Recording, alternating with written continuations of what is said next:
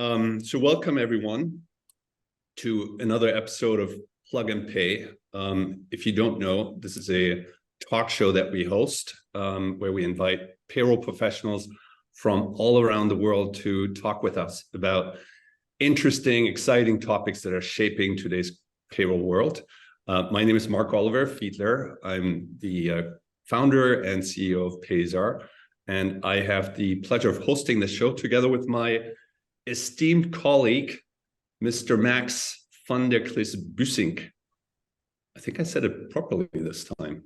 Perfect, Mark. As if you're a native. Yes. Well, thanks yes. for everything, Mark. So Max, I'm excited that we're back from a short little summer break that we took, and we're kicking off a new season of Plug and Pay. And we're kicking it off with a very special episode, because normally, if you follow us, normally we do these Plug and Pay episodes as a recording, and we have one guest on the show with Max and myself, and that's a lot of fun. But today we're doing something different and special. Today we are coming to you live, so that in and of itself is always exciting. But even more, we have not one guest, we have three very experienced, very distinguished guests with us on the show today. So why don't we start with just a quick round of introductions, just so that everyone knows who's here with us today and who will be speaking. And I suggest we start ladies first with Rita. Okay, thank you, Mark. My name is Rita Stappaerts. I'm working more than 30 years in payroll, and the last 10 years more or less in global payroll. And I'm looking forward to this discussion. Excellent. Nice to have you, Rita. Chris, do you want to go next? Sure. Yeah. Thanks for having me. I'm Cristopher Furste. I'm also almost a decade in payroll, so a couple of decades short from Rita, but I'm getting started. So I'm excited to be here as well. And yeah, did 5 years of consulting, 5 years of in-house payroll, mostly around in the global space and compliance. And looking forward to this panel today. Well, you know, Chris, once in payroll, always in payroll. So you'll get to the 30 years. Yeah, I hope so. Yeah. And then Pierre, good old friend Pierre. Quick introduction from you as well. Sure. Hello. So Pierre, started my career also 10 years ago, similar as Chris, working for PwC, so on the payroll provider side. Then moved to the other side, working for Booking.com in Amsterdam, and then working for Under Armour, and finally today working for the OLX Group as Global Head of Payroll. Also looking forward to this discussion with Rita and Chris. Excellent. Max, I don't think you need an introduction. If you want to say something about yourself, you can. Otherwise, we can also just roll directly into. I'll do a short one-liner, Denmark. So I think good. Yes.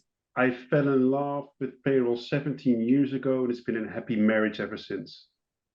That's a nice way of putting it. Excellent. So thanks for the introductions. Great to have you all here.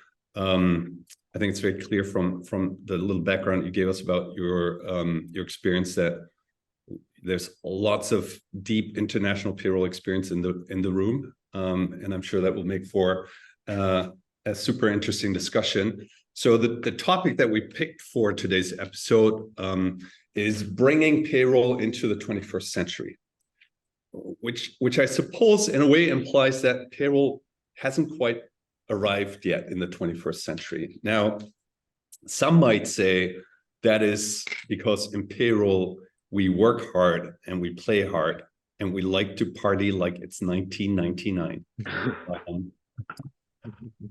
And I think anyone who's been to PayCon, which is the big payroll conference in the US, can attest to that. There is a big party like in 1999. Another school of thought, though, would say that payroll hasn't quite arrived in the 21st century because in many organizations, payroll, the way payroll works is still stuck a bit like it's, in the 1990s. There's still lots of manual work. I think that we all experience on a daily basis that's happening. Lots of Excel spreadsheets that are being mailed around, lots of fun pivot tables that are being filled out and analyzed. Still lack of self-service, lack of real-time support. If you want to get an answer from your service partner, a lot of times that means you need to log a service request and hope that someone will actually respond to you within the next 24 hours. I suppose that's not the fault of the payroll professionals, but just the way the industry has evolved or has not evolved yet far enough, and has just to do with the lack of technology that has been introduced up to now.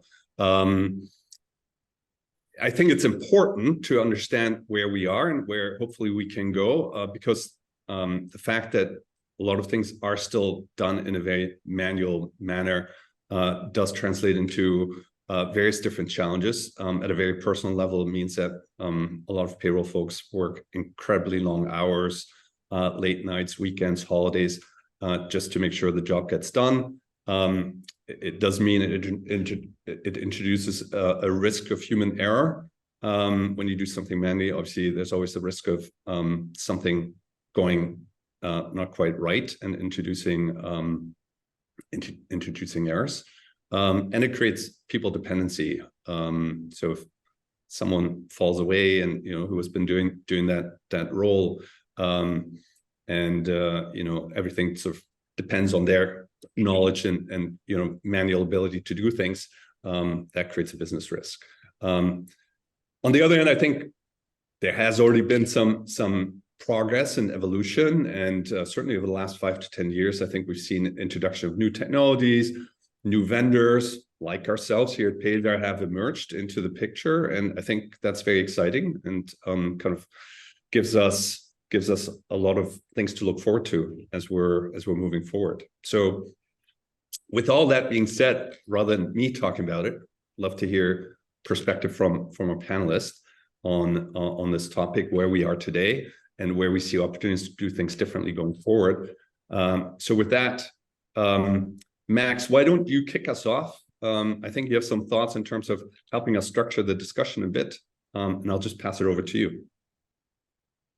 Thanks, Mark. Especially the Spice Girls and the Fresh Prince of Bel-Air made me think back of that I really couldn't do Colton. I really couldn't do it, but I saw people that could really do it. All right. So the way to structure the conversations today, we're going to stop, continue, and start doing a lot of stuff within Global Payroll. And fortunately, we have Chris, Pierre, and Rita with us, Mark, to, from their side, explain what they've experienced in the past year. So we'll first look at what Global Payroll should stop doing. We'll then look at what Global Payroll should continue doing, and then we'll look at what we should start doing. And we've not really personalized Global Payroll because I think all of us are involved in Global Payroll. We're people, there's technology, there's the workforce, there's everyone around us, there's macroeconomic environment that influences us, and we actually influences them as well through our data. But I will not get ahead of myself because the stars of the show are Chris, Pierre, and Rita. So I'll just get us started again, of course, with ladies first, and my neighbor country, Rita, who sits in Belgium. I sit in the Netherlands, so we can almost reach each other, but we can't. So the first question goes to you, Rita, to get us started. So what should Global Payroll stop doing in your perspective, Rita? Well, thank you, Max. First of all, the chocolate in Belgium is better than in the Netherlands. So that's the first thing that I want to add here. But, correct. But I think what we have to stop doing in Global Payroll is to accept what Mark already was alluding on it, to accept all the manual work. Because when I started 30 years ago, payroll, and the way we are now doing payroll, not much has changed. And I see some things changing in the industry, but it's going very, very slow. But also payroll people are accepting all those manual work. And it's not only in the operations, but it's already starting from an implementation point of view. When you're doing an implementation of a new payroll provider and things are not working, the first thing that people will say, oh, we have a manual workaround. and payroll people accepting it because we have to go live, we have to do the things, we want to pay our people on time, we want to be compliant. Well, we have to be compliant, we don't want, but we have to be compliant, and we accept it. And I think we must be much more critical that we don't accept those things. That's for me very crucial. Interesting, Rita. So what you're basically saying is we should stop accepting the status quo. Yes, exactly. All right. Well, I think we are accepting, sorry that I interrupt, Max, but I think we take it for granted. We take it for granted that we have to do manual workarounds. We take it for granted that maybe an interface is not working, but we don't have to take it for granted. It's an interesting observation. I think it's almost in the nature of payroll professionals to just get on with it, right? Yes. And be problem solvers. We don't complain. We just solve the problem because we have our pride, and our pride is we want to pay the people on time and accurate. So we do whatever we want. We will do whatever we can. We work day and night, like you mentioned, to make sure that our people are paid on time. But we are not critical. Sometimes it's also good to say, no, we cannot do it. This is something we cannot accept. But that's something, it's not in our nature, I think, because people are working in the background. If you hear something about payroll in the organization, then you know that you have to, that it's not good, that you have to leave the rooms. And that's something, but we are used to it. And that's why we are accepting so much things, I think. Yeah, I think we are like people pleasers, right? Like, I think this is a curse and a blessing. We want to make sure people get paid on time and accurately, and we like to help others. And by doing that, a lot of times we compromise when we maybe should not, and ask for more time or accountability. I think, to your point, Rita, that's definitely something that's needs to stop in a way, and it's something that happens more often than not. And finding the balance, I think, is the trick between your internal partners and stakeholders who often dictate what the workaround has to be, versus then the partner you're working with in the payroll industry. And then, Chris, in terms of the stop doing and the status quo, what would come to mind based on your experience that would be something that we really should stop accepting and start changing? I think one of the things that comes to mind is the sales cycle in implementations, is to stop painting this beautiful picture of how things work perfectly and all these integrations are great and how you can use all these systems, and then you face the operational reality of working through that and trying to make it happen, and you start seeing there's a lot of roadblocks that maybe sales has neglected or the company itself wasn't aware of. And so I think stop sugarcoating the industry, right? I think that's something that is a harsh reality a lot of times, where the expectations fall short of the reality of what's actually been done, which goes back to Rita's point of the status quo. So, because I see someone on the audience saying sales process is the fantasy, not the reality. I think that's kind of a summary. Yeah, that's well put, Joanne. Yeah, I agree with that. Great. So Go ahead, Mark. that actually on the provider side, right? I think you're kind of talking about obviously the sale from the provider into the payroll organization. So the provider should stop being too optimistic and too, as you put it, sure. Yeah, I mean, they're trying to sell your product, right? Like at the end of the day, they're trying to get your business, which makes sense. But when the gap between like what you're selling and what you're getting is too large, then that usually leads to more operational issues down the road. So, as a buyer, how can you kind of step in there and avoid that? Because, as you said, sales is sales, right? In probably any industry, sales will always sell you a bit more than what's real. Yeah, I think there's two things that come to mind. One is to really focus on your request for proposal and have a really detailed RFP on your potential software, and ask really the fundamental questions that are maybe seem mundane or too detailed, but are definitely something that, will make or break it. And then the second part is talk to other customers who are actually using that provider, right? To gauge where you are in the industry, who's in a similar size and landscape in the countries you're working with, to get a better idea of how and when have things fall short, because no payroll provider is perfect. There's no golden ticket, unfortunately. We all know that. But I think having the ability to gauge with others and build a frame of reference around it maybe helps you dampen your expectations. So yeah, thanks, Chris. And it kind of resonates because I've been at your end of the table, and now I sit next to Mark when we try to solve problems. But I think it's really good. What I used to say is, if a provider in a sales pitch at some point says, no, we can't do it, that's probably your best bet, because that's the person that actually was a little bit honest to you, who said, hey, we're not there yet, or this we can't really solve. So while you would normally we would dismiss someone who can't do something, that's probably the one who's the most honest in the whole process, which is an interesting observation. Thanks. Hey, Pierre, my dear friend, you've been listening to us. What's your point of view on all of this, Pierre?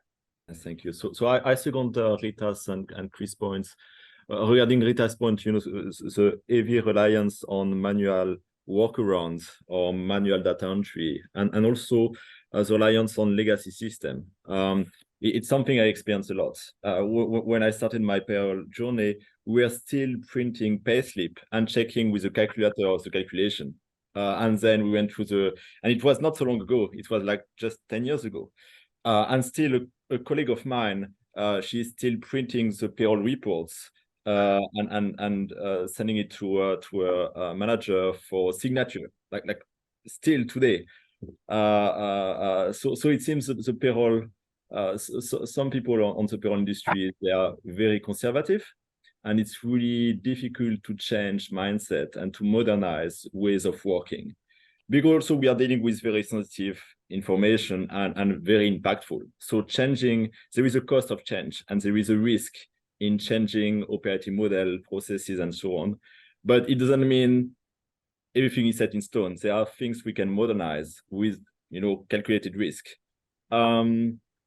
Yeah. So and then when it comes to Chris' point as well, like we all been to this meeting with provider where they sell you the moon. Everything is possible. Integration with your HR system, no problem. A data feed, and then when you kick off, when you go live, nothing works. And yeah, so you have this disconnect between what was sold, the dream, and the reality that is a bit of nightmare. Yeah. So is it then what you're saying is that both payroll professionals who might be sometimes resistant to change and providers not facing reality both have a role to play to bring payroll to the 21st century, because one cannot do without the other, most probably. 100%. Yeah. So payroll professional needs to be excited about the opportunities. For instance, the latest is AI. What AI can, but we'll go there later. But yeah, definitely. So it goes both ways. Both the professional working in the payroll industry and also the provider, they need to have this change mindset. And also another point is often there is fragmented data, payroll data. So there is part of the data coming through email, part of the data being stored and managed in a HR system, part of the data being sent by WhatsApp. and still, there are some HR managers sending payroll information via WhatsApp. And this we should stop doing, because then who is doing the reconciliation, going to each system, collecting data? And yeah, so it's also linked to the first point that Rita mentioned, that we accept this manual data reconciliation, and we should not. We should have one modern system that can cover all of this communication and translation into. It almost feels like you're calling for an uprising for payroll folks to put their stick on the ground and say, we've had enough. Enough is enough. For us to be in the 21st century, we need you guys to help us. And while technology can be an enabler, right? You can throw any technology at someone. If they don't adapt or adopt it, then yeah, what happens? I mean, I would say also it's not just on, we're giving a lot of hard times to providers. And I think that's half the picture. The other half also is that you have to work internally with your partners and stakeholders and ask yourself, why are we implementing a new payroll system in the first place? Sometimes it's because there's a new payroll manager, director in play who's not happy with how things are going and they're implementing drastic change. And then really, having that happy marriage or relationship with your own company of understanding the needs within the organization. I think one of the folks here in the chat alluded to that as well. Is to look at, what is it we want as a company, and that needs to happen more likely before you're actually going out to look for a new provider. So I think there's like two coins to the story. So the providers out there, we still love all of you. That's nice to hear. But I think you make an interesting point. I mean, it's knowing what you want. But it's, I think, Regina makes an interesting point as well there in the chat about, people sort of hanging on to the tools that they used to. I think that speaks to knowing what you do today, what you would want to do, and also being willing to give up certain things, right? And sort of move out of your comfort zone and be open to new ideas, which I suppose is kind of a prerequisite to start thinking about what should the future look like, right? So I think those are all interesting points. But okay. I think, Mark, people don't have, because the reason why people are reluctant to change is sometimes because they are afraid of losing their job. But it's not about losing their job. It's not about, because then you can focus really on your payroll work. If you have to do a lot of data entry, you can ask yourself, is that something that a payroll person has to do? Cannot someone from HR can do that? Why do we have to accept all those things? Because, and I understand that change is always difficult, but if you see now, we are not changing that much. And I think it's also, well, we are now in 2023, we can fly to the moon, but we still are calculating our pay slips manually. Then I'm thinking, this is something you cannot accept no longer. Because we are also missing here the boat, I think. Yeah. No, I think that fear that you mentioned of, hey, what's going to happen to my role? It's real. I heard this the other day in a client discussion where we went through a demo and we showed them how you can automate your general ledger exports from payroll, which this specific organization said they're spending, I think, 2 days per month just doing the GLs. And when we showed them that you can do it just with a few clicks, they literally turned around and said, what am I going to do with those 2 days? It's kind of a question in the room.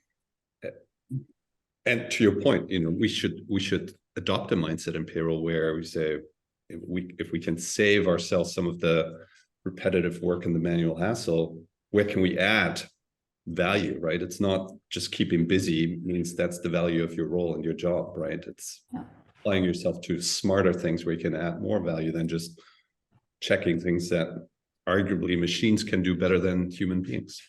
Absolutely. But it's interesting, Mark. Maybe this goes down to us global payroll managers, and I've been in that role too, is the way to sell automation and to really explain and exemplify how it elevates their own career, right? Which might move them towards more of a change willingness mindset.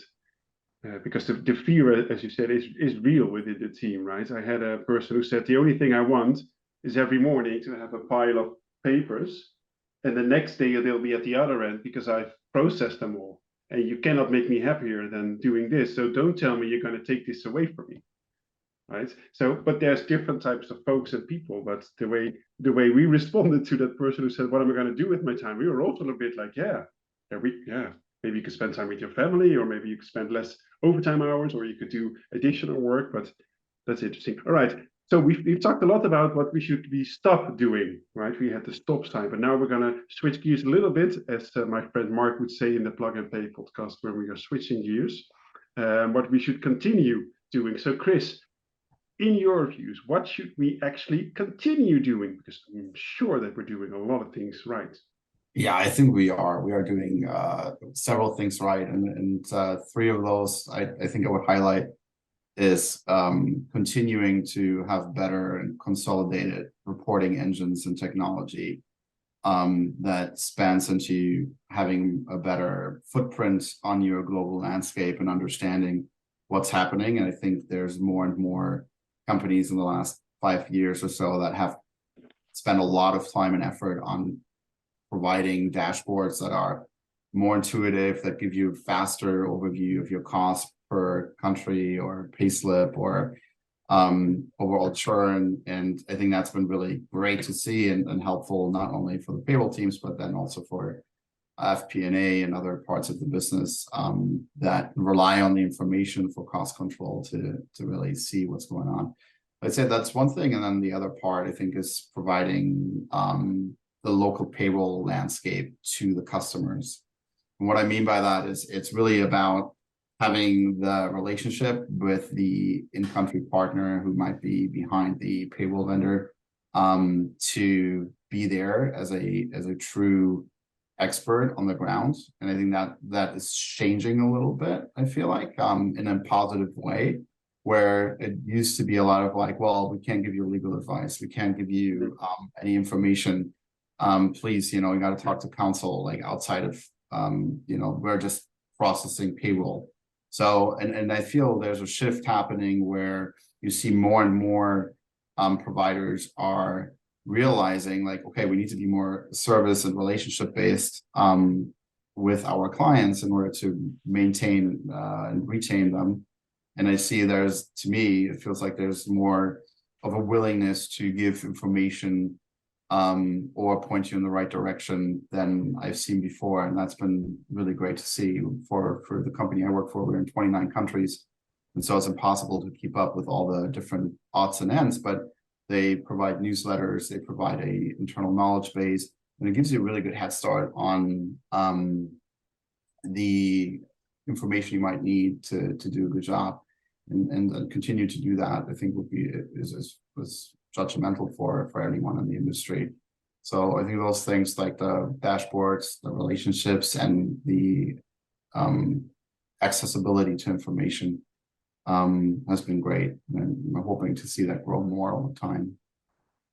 That's great, Chris. So I think what you're saying is the term ICP used to stand for in-country provider, but now it's being an in-country partner. So rather than being a provider, you're being a partner. Yeah. I mean, I see them more as partners, and I think that's also the part of it is like it used to be like this big secret, don't look under the hood of like, well, we're this company that has all the expertise, and then you find out, no, there's another third party who's like behind that company who's helping. And I think now they're more willing to be open about it and even having conversations as long as you loop them in and have the relationship. And that's been good to see, because I think the part of getting on the phone for 5 minutes, and I have monthly governance calls I do with my partners to put a face to the name and like building those relationships and then maintaining them. It is better than what we used to have, where you get lost in the anonymity of, service at payrollprovider.com, file a ticket, like Mark says that in the beginning of the hour, I think. That has been really changing over time, because I do think they realize, like, in order to maintain and retain your customer base, you really have to tailor to the companies more and more. Exactly. So instead of adapting to a service provider to follow their model, it should be the other way around, which is interesting. I see, Mark, you're unmuting, so you might want to contribute as well. No. No? Okay. All right. I saw that. That's kind of a sign. Cough on everyone else. But I want to add something. Go ahead, Rita. Yeah, I want to add something here, because I also see an evolution. In the beginning, when I started payroll, it was really about service-oriented. Payroll was service-oriented, and then it became application-oriented. And now we start realizing that we cannot forget about our service. We also have to think about the service that we are delivering to our people. It's not only about the application, because the application, you can keep it compliant, but it's also about what is going on in the country from a tax perspective, but also from a social security perspective. And that's also what I think what you have to expect from your payroll provider, that your payroll provider knows what's going on in the countries. And that sometimes it was not easy because the focus was only on the application. And now I think payroll providers are realizing again, okay, we also have to keep in mind the service behind it. That's interesting, Rita. And as you've seen that evolve, have you also seen kind of an evolving offering? Because there have been the global payroll providers, there have been aggregators, there have been local models. So what's your view on that whole model evolution then? Well, you also hear when I started, everything was done local. We didn't talk about the global payroll because everyone was doing it in their own country. Then we went to a global providers, and the global providers became then the aggregators because global providers thought we can do the whole world. But that's not the case. And then they were working, like Chris was saying, with in-country partners. Sometimes it was a black box for the people, for the customer. You didn't know if they were working with an in-country partner, but you know that something is not working very well because you have problems in your payroll, but it was very hard to get all those answers. And now people getting more open, but I think also here we are moving, I think we will move away from the aggregator model as well. That's my personal point of view. I was never in favor of the aggregator model, and I will never be in favor of the aggregator model. Yeah, I'm with you, Rita, on that. I agree on that. Secondly, I think by region is okay, like yes, like EMEA and so on, but like everything consolidated in one is really hard to manage.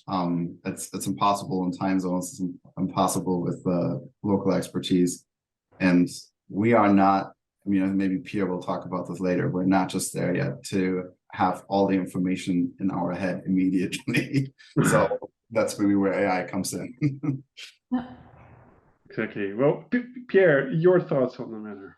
Yeah, thank you. No, I have a few thoughts about what we should continue doing, and indeed develop this vendor partnership with the vendor is a very great one, to have this collaboration, really to share with the provider what kind of challenges we are facing and how they could, find solution for us. Let's say there is a process that we are doing manually. Can we use their system to automate? So really to develop this collaboration, to continue having this close partnership with providers is very, very important. What is also very, very important to continue doing is the focus that we have on accuracy and timeliness, because that's the core of the payroll. And regardless of the evolution of the technology, we should deliver accurately and on time. So that's our primary mission: pay on time and pay the right amounts. And then the next point that also Rita mentioned is also about servicing the employee. How we can continue servicing employee and providing a good employee experience while using technology to enhance this experience. So for instance, to have interactive payslip. Let's say you receive a payslip and you can click on different element and there is an explanation. So definitely we can leverage technology to further improve the employee experience. Yeah, thanks, Pierre. And Mark, you've been in the vendor space for quite some time. Yes. What do you think we should continue doing? Well, I think there's lots of good things happening already that we touched on, right? In terms of evolving from the old days and bring some smart tools and technology in, as we've seen over the last few years. So I think that path is something that yields benefits both actually to the end customer and also the provider, right? Let's not forget that.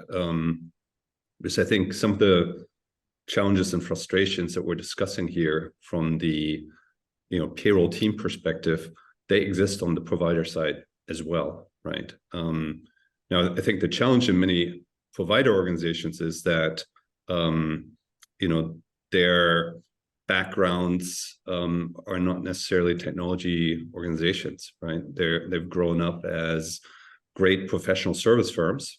They have lots of deep subject matter expertise around tax and compliance and obviously how that relates to payroll, but they're not technology experts.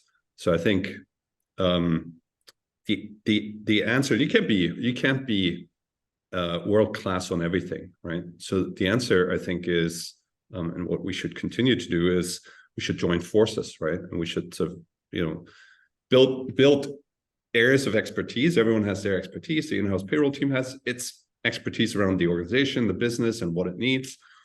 Service providers have their expertise in terms of laws and the regulation and what needs to be done and how certain situations need to be handled.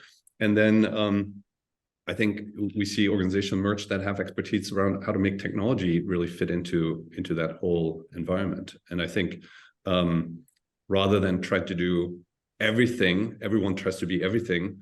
The client can be everything, the service provider can't be everything, the technology partners can't be everything, but together we can be, make each other a lot more successful.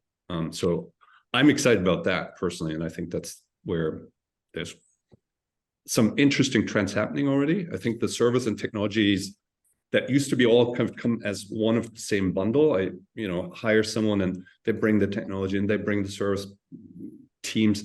Unbundling that, I think, is kind of an interesting trend that we're starting to see. So thanks, Mark. I think that speaks to what Paul mentioned in the chat that you responded to, Chris, around that there's an in-country partner, or by then still a provider who's updating or who has a lot of changes, and you would want to change away from a provider, but you're stuck in a global contract. I think you responded to that, as you at least agree, Chris. So I think that's kind of also a recognition between all of us working in global payrolls that we need to bring back flexibility and options and choice in the way that we deliver payroll, because otherwise we're always forced to plan for another 2 to 3 year big transformation because we need to change everything. But that's my perspective. But Chris, since you've responded to Paul, what's your view? Yeah, I think there's a again, it goes back to the asking the right questions in the beginning, right? Like, if I can tell you from my own experience, we have a payroll provider who has in Germany, like they have one partner, right? And that partner has like a big churn, and they're like, oh, well, how many people work in the company right now? 4. Okay, cool. How many accounts do you have? Tell me honestly.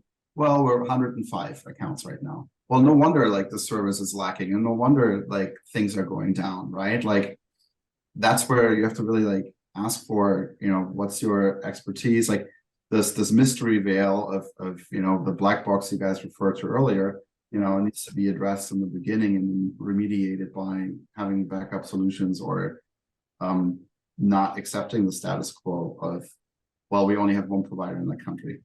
I don't know if that's good enough. What happens if that provider collapses? What happens to my business contingency that I have to provide for people to be paid, right? And I think so that's one part, and the other part is the cost benefit of like, taking all your things, moving somewhere else, right? There's a lot of costs associated with that. Not one of us in this room wakes up in the morning and says, you know what, I want to like take all my business somewhere else and implement something for 6 months and make my life a lot more fun. Like none of us want to get to that stage of a, like you said in the marriage, to get divorced, right? Yeah. We want to stick with our partners, but I think it's like you have to kind of weigh that against each other, and what's really the long-term 2 to 3 year solution, and then how's your company growing as well, right? So great. Thanks. All right, perfect. So we kind of know what we should stop doing and what we should continue doing. So Pierre, why don't you enlighten us what you think we should actually start doing after everybody heard this podcast or live webinar? Sure. So I think the most obvious is really to embrace automation and embrace technology, but sometimes it's easier to say than to do. But it's really key to look for automation of routine tasks, of manual data entry, to move away from this. So what I'm concretely doing is for each of my team members, it's one of the key goals that they have, is that on a yearly basis, they implement one automation or one process improvement. So my team went through RPA training. So there is the tool we are using. They offer training for free to understand how to build a robot, and also some tools to analyze, what kind of tasks you are performing, what can be automated, and so on. And yeah, each team members, they must find a way to automate or streamline the payroll process. And we did already implement a few of this automation. So for instance, we have a board that whenever there is in the subject of an email input, it's looking for the date, and then it's saving the attachment in the right folder for the month. So this is one bot we add. Also, we are leveraging our system for the tickets. So when we get ticket about specific topic, there is automated response.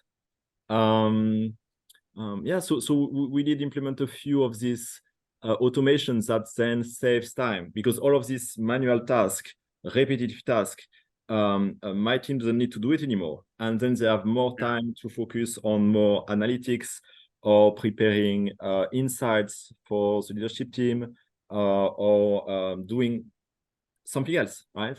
So very, very key. The second one I would say is to enhance employee experience and to enable employee self-service. Because if the employee can change himself, his bank details information, his address, then also it removes a lot of work from the HR and payroll team. So also their technology can really support that, removing all of these tasks from the HR and payroll team and pushing it into the employee end. So I would say that's the two big improvements that we could leverage technology for. And then the last one would be to invest in analytics. Payroll sits on a very key source of data, often is the biggest expense of the company, and there is really low usage of this data. So if we can leverage technology to do analytics, to look at patterns, and also do a comparison, country A versus country B, also overtime versus getting additional resources, then we can really add value as a payroll to the organization, and technology can help us achieving that. Well, thanks, Pierre. That's a lot of cool nuggets you've just shared. So you actually made the team also responsible for removing the manual activities from their workers, making it part of their kind of plans and their goals. Performance. Yeah, so it's linked to the performance, it's linked to the bonus they would get paid. So there is incentive on, finding ways to automate, to... I love that. Make it I love that concept too. And, it triggered a thought in my head. So you're doing this at OLX, right, at your organization. And I'm sure knowing you and knowing your team a little bit, there's some amazing ideas coming out of that. How can we leverage that as a payroll community, right? Should we start like what I scribbled down here is we need like a innovation library. Like, you're building some cool bots there with technology that presumably anyone can license, right? How can Chris or Rita or Joan or next person on this podcast, how can they benefit from this cool energy that your team has put into this to come up with these cool ideas? Maybe it doesn't apply directly, right, to the next company. I'm sure there's some very specific things to consider, but just the fact that you've challenged your team and they've come up with some sounds really cool ideas, I think is exciting. And how do we leverage that, right, and get other people involved? To me, would be something, how do we start doing that, right? It's kind of a meta topic. So that actually, Mark, that in part already exists. There's, part like from the Global Payroll Management Institute, they started to have a login forum where people like talk about different topics like this, and then they start putting libraries together of information to help each other out. But the technology of like optical character recognitions and bots and things, there's literally companies out there, they specialize only in that, and they try to sell you a business, which is interesting as well. Yeah, for me, I think I've also been at the practitioner side where bots and everything has been offered, right? But making it very practical, specific, what the use case is to payroll, what Pierre just said, an email with a subject line that's moved to a certain folder, that makes it like, oh, like I now completely understand the use case. Yeah, like, oh, your head explodes with the possibilities, right? So I think unlocking it and sharing it and make it very practically applicable to a global payroll space is what I think is also very important. But Rita, well, what do you think? How can we leverage the things that you've done, Pierre has done, and Chris to kind of give away to the community? That's something I have to think about, Max, because I think it's a very interesting idea. I never thought about it because we are doing everything on our own, and I think we have to network much more. Well, at least I have to network much more because it's very interesting. But that's something also what I think. We are payroll people who are always working in the background, and maybe we have to be more outspoken, show ourselves much more. And I think that's something we have to do.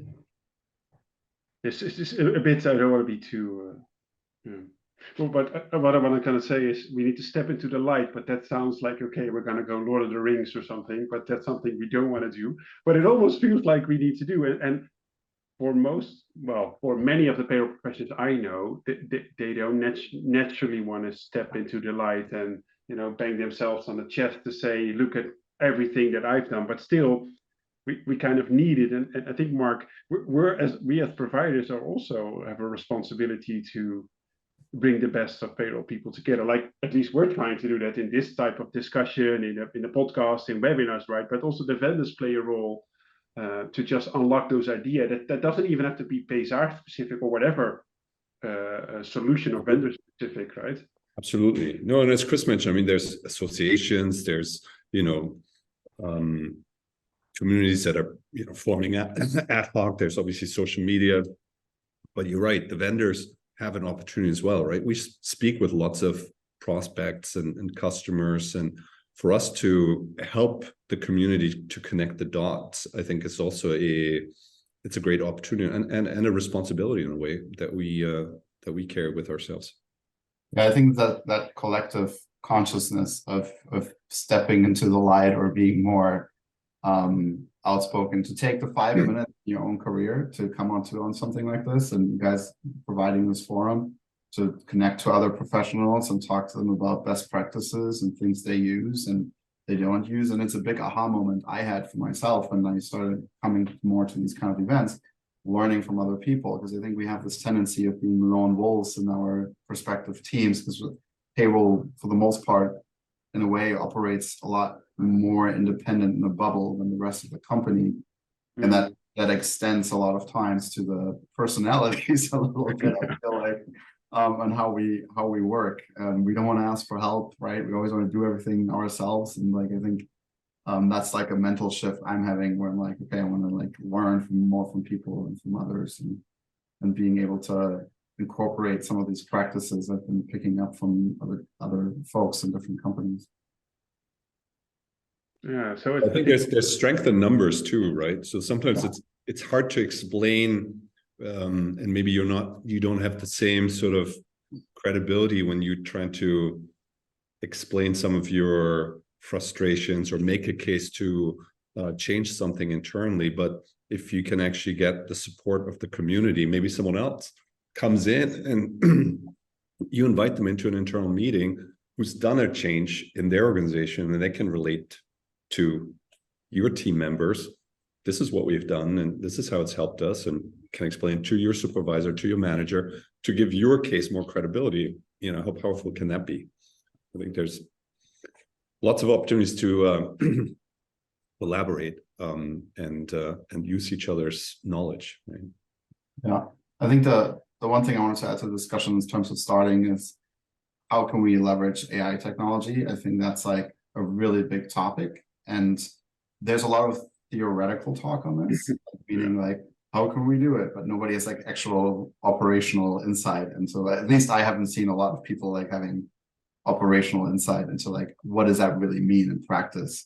And I think the two ways that that's coming together more, if you break it down a little bit, is the legal AI technology of like having AI. There's an AI technology out there that we're looking into where it will interpret the law, right? And it gives you a more condensed, concise answer on what it is and the interpretation of it than what you currently leverage. And this, what's called a linear regression model of AI, that, you know, it kind of looks at the factors of what is at hand and the size and scope and so on, and then it comes to its conclusion. Still, you know, you have to make your own decision, but that's one part. And then the other part is expense management. So I think that's like an easy win with AI, where like that technology is starting to take off a lot more, to not have, you know, employees upload every receipt, and then,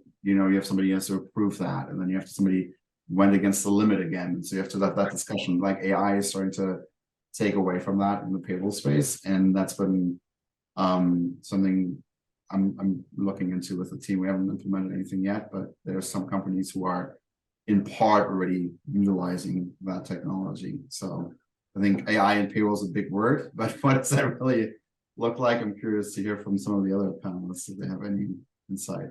Yeah, so definitely AI is the next thing, right? It's at the moment it's a very popular and exciting new technology that is live, and so there is, it's a bit scary in terms of privacy, where the data you will feed AI will go. But there are some enterprise version of ChatGPT or +1 that you know could secure the privacy part.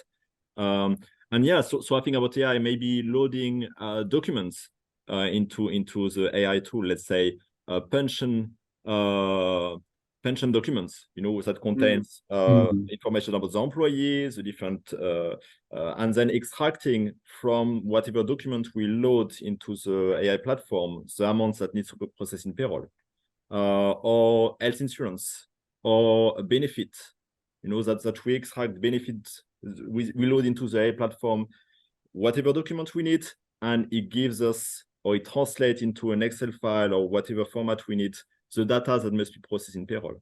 Yeah, so yeah, I think there is a lot of opportunities, but it's quite at early stage, and we need to find ways to leverage AI for payroll process. Yeah, I mean, I can tell you anecdotally, I've used like ChatGPT to write macros for me because I'm not good at nice. visual DBA, and so like, you know, asking ChatGPT to write a macro to then plug into Excel that automates some of the like same things I do over and over, right? Like, so that's like a very maybe simple use of it, but you know, saving me time. And what do you think, Rita, in terms of the applicability of AI within payroll or global payroll? I'm in favor of it. The more we can automate, the better. But it's bringing back to my first point when I started the webcast. It is, we cannot accept the status quo. It's always coming back, but we are accepting the status quo. Yeah. But therefore, if you want to go to AI, we have to automate some things. We have to do things differently. We have to look at it with a fresh pair of eyes and see it from a different perspective. And don't accept all those manual workarounds. But we are still accepting those manual workarounds. And then in 20 years, we will still not have AI in payroll because we are still occupied with the manual workarounds. Exactly. Okay, that's interesting. That makes me think of course, a song, but I will refrain from any references to songs or artists at the moment, Mark, because he hears that every day. So I think we're almost coming up to the hour. So I think I have a closing question that we didn't prepare. So I'll answer it myself first to give you guys some thinking time. Is what are you going to do differently tomorrow to bring global payroll to the 21st century? So while you're thinking, I noted down for myself, and I will probably need to discuss it with my manager, Mark, but I'll tell him tomorrow, is that I think, although I've put in a lot of effort to connect the global payroll world and to unlock the experience and knowledge of a lot of people, I'm going to try harder tomorrow. And the day after, because there's so much knowledge. Only bringing us together today, has sparked so many ideas and so many best practices that I think we should find even more ways or put more energy into it, rather than watching another Netflix, Disney Plus, or HBO series. Right? What if you would skip one episode and spend 60 minutes writing up what you've done, issuing it in an article, or spend time, just chatting with people over LinkedIn who are working in global payroll? What if, that's probably my answer, what if I would skip one episode a day, if you would even watch an episode a day, but assuming you do watch an episode a day, what could you do to elevate global payroll if you would skip an episode a day? That's what I will ask myself. And my wife would probably say, skip an episode. Tall order. What I'm hearing you say is have passion for payroll, Max, is like the slogan. I think I'll take a pitch from Pierre, and